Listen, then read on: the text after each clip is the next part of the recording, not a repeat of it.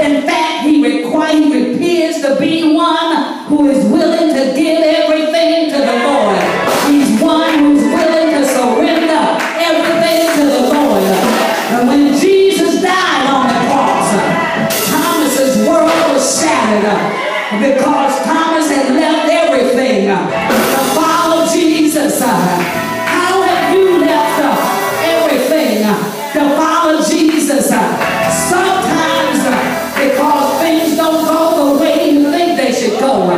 Do you ever wonder why, oh why did I leave what was behind? Why, oh why did I give myself to the Lord? And Thomas had just a split second of doubt. But I'm here to tell you that while Thomas pouted and while he was away from the other disciples, that he missed out on a number of things. Thomas missed out on the presence of the Lord, because look at what Jesus did. Jesus came into that room and sat in the midst of the disciples, and as they huddled behind closed doors, Jesus came and Thomas missed the power of the Lord. Glory to God, because when Jesus came into their midst, Jesus, hallelujah, showed them that he had power.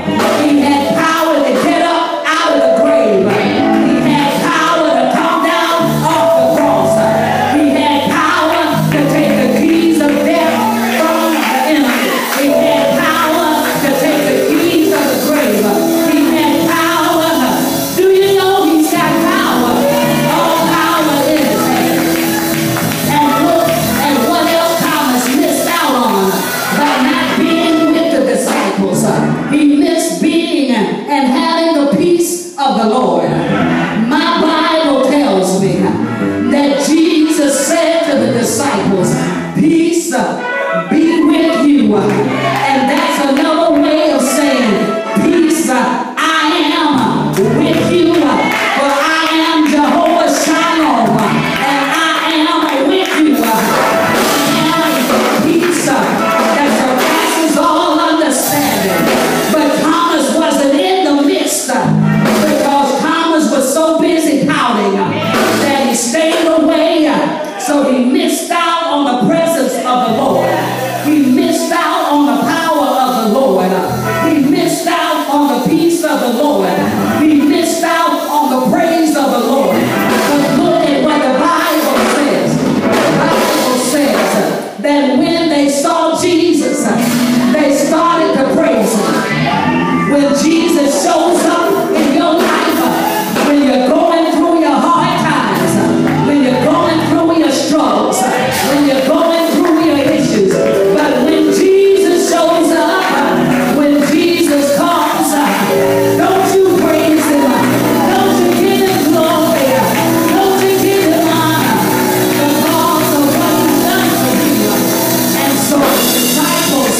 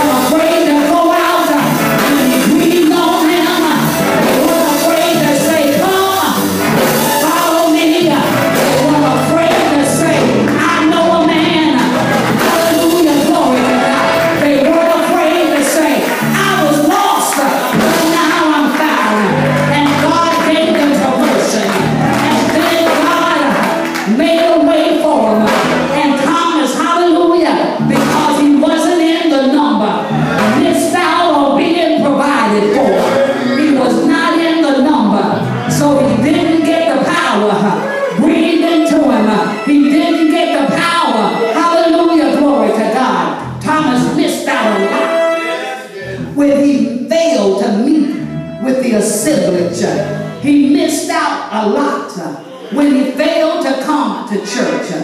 Thomas is a good picture.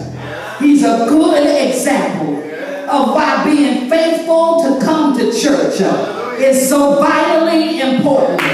You never know what you miss out on until you don't come to church.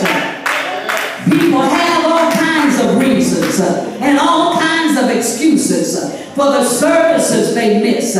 We live in days when people are busy. We live in times when lives are hectic. We live when children are acting up.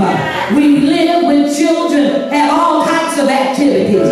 We live, hallelujah, glory to God, where our priorities come first. And sometimes God doesn't even make the priority list. And sometimes he doesn't come in second. He doesn't come in third. He doesn't come in fourth. He doesn't come in at all. It might not be in the top 10, but I'm here to tell you that unless God is number one, he doesn't want to be on your list at all. Some use the excuse that they are sick or don't feel well. One of our revivalists on last week mentioned how someone told him on Wednesday, because they were sick, hallelujah, glory to God, that they wouldn't be at church Sunday. Hallelujah, glory to God. Already setting the stage. I may not feel good today, and I don't feel well today, so I can't come out to the house of the Lord. I'm reminded, glory to God, that's where your healing is. That's where your peace is. That's where your joy is. That's where your help is. It's in the house of the Lord. Look at what house missed out on. Hallelujah, glory to God. I'm reminded of a story about a husband and a wife. And one Sunday morning, the wife got up and she got dressed for church. And it was just about time to leave when she noticed that her husband hadn't moved a finger, was sitting on the side of the bed. She was puzzled, so she asked him, "Why aren't you getting dressed for church?" He said, "'Cause I just don't want to go." And she asked her, "Well, do you have a reason?" He said, "Yes, I have 3 good reasons. First, the congregation is a cold congregation. Second, no one there likes me. And third, I just don't want to go." Then the wife replied wisely, "Well, honey, I have 3 reasons why you should go. First, the congregation is a warm congregation. Second, there are a few people in the congregation that do like you. And third, you are the pastor." Hallelujah. Glory to God. I'm here to tell you that sometimes even pastors, hallelujah, have to pump themselves, hallelujah, in the coming to the Lord. Sometimes even we have to say, glory to God, that if it hadn't been from the Lord, sometimes we have to remember that we all have excuses, hallelujah, but none of them are worth the effort of speaking them. So let me just help you understand a few things. That for Jesus, church attendance is not optional. It's not optional that you come to church. It is a command from the Lord. Forsake not the assembling of yourselves with the brethren. It's not, hallelujah, glory to God, your reason, hallelujah. You got to understand that when you miss service, you miss an opportunity that will never present itself again. What happened on last Sunday will not happen this Sunday. What happened Wednesday, Thursday, and Friday won't happen today. What was then, and what is now is now. God has something special for each and every one of us if we will take the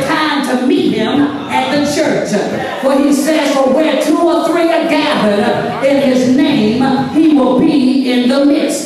So we find that Thomas, the power, glory to God, missed out on so many blessings. And then we get to the point where everybody knows Thomas as Doubting Thomas. Hallelujah, glory to God. Thomas was not there when Jesus appeared. The other disciples were, and they told Thomas all about what they had seen. They told Thomas what Jesus had done. They told Thomas, the Bible says, they said, hallelujah. In other words, they kept on telling him about seeing Jesus and trying to convince him that the Lord was really risen from the dead. Now that's what we've got to do for our brothers and our sisters who fail to come to church, who fail to understand. We've got to tell them, hallelujah, that Jesus showed up and showed out. We've got to tell them, when I pressed my way to the church, my healing was there. When I pressed my way to the church, my peace was there. When I pressed my way to the church, my joy was there. If you just press your way, hallelujah, everything that you need is at the church. We find, glory to God, that they kept on telling Thomas about the goodness of Jesus. They kept on telling Thomas about the mercy of Jesus. They kept on telling Thomas about the love of Jesus. And they kept on telling Thomas about the faithfulness of Jesus. But here we find that because of Thomas's negative attitude, because of his pessimism, hallelujah, because he always saw the glass half empty, because, glory to God, he always saw the dark side. The only thing that Thomas could remember was that Jesus had called him and Jesus had left him, and he could not rationalize in his mind. Even though Jesus had told them that he would come again, he was feeling sorry for himself. He was busy pouting to himself. He was busy doubting to himself. But then something happened. That the more the disciples talked to Thomas, that Thomas began to realize that Jesus did exactly what he said he was doing. That Jesus, hallelujah, was true to his word. That Jesus